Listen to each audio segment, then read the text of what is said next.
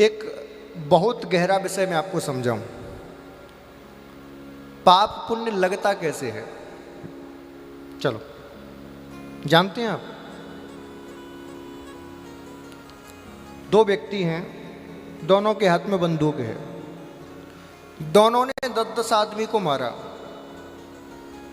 अंतर इतना है, एक फौजी है और एक आतंकवादी है। दोनों ने व्यक्तियों को मारा, एक को लगा पाप, एक को मिला पुण्य। क्यों भैया, ऐसा क्यों? काम तो दोनों ने एक ही किया ना, मारने का। चाहे उसके पीछे उद्देश्य कुछ भी रहा हो, मारा तो सही, लेकिन एक को पाप मिल गया और एक को पुण्य। क्यों?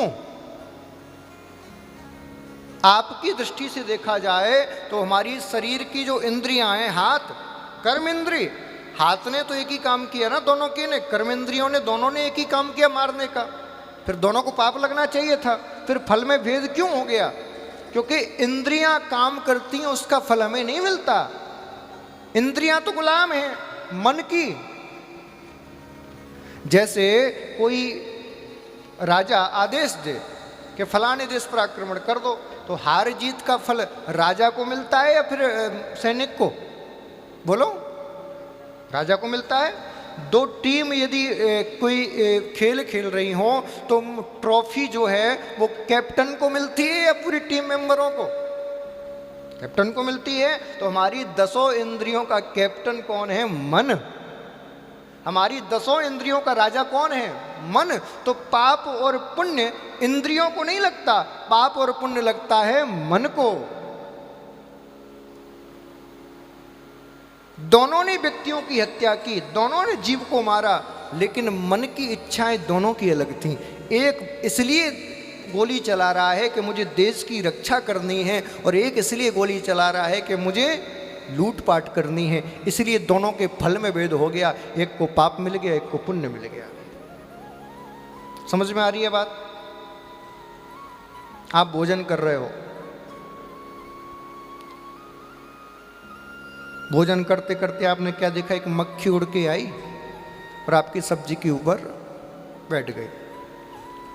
अब आपने उस मक्खी को बचाने के लिए अपनी उंगली सब्जी में डाली, और जैसी उंगली डाली तो थोड़ा सा झटका मक्खी को लगा और बेचारी मर गई। अब बताओ, आपको पाप लगेगा कि पुण्य? बोलो। ना तो आपको पाप लगेगा ना पुण्य। क्यों? आपको पाप क्यों नहीं लगेगा? आप मक्खी तो मर गई ना। पाप इसलिए नहीं लगेगा, भले मक्खी मर गई, आपके मन में इच्छा उसको मारने की नहीं थी, उसको बचाने की थी, इसलिए आपको पाप नहीं लगेगा। यदि वही सिचुएशन है, मक्खी सब्जी के ऊपर बैठी और आपका उद्देश्य, अरे मेरी सब्जी पे कैसे आ गई, और आपने तुरंत अंगुली डाली और उसको उठा के मसल के फेंक दिया, तो आपको पाप लगेगा। दोनों ही स्थिति में मक्खी मरी, काम दोनों ने एक ही किया, लेकिन एक काम से पाप मिला, दूसरे काम से पुण्य। इसका अर्थ क्या है? मन की जैसी स्थिति होती है, हमें फल वैसा ही प्राप्त होता है।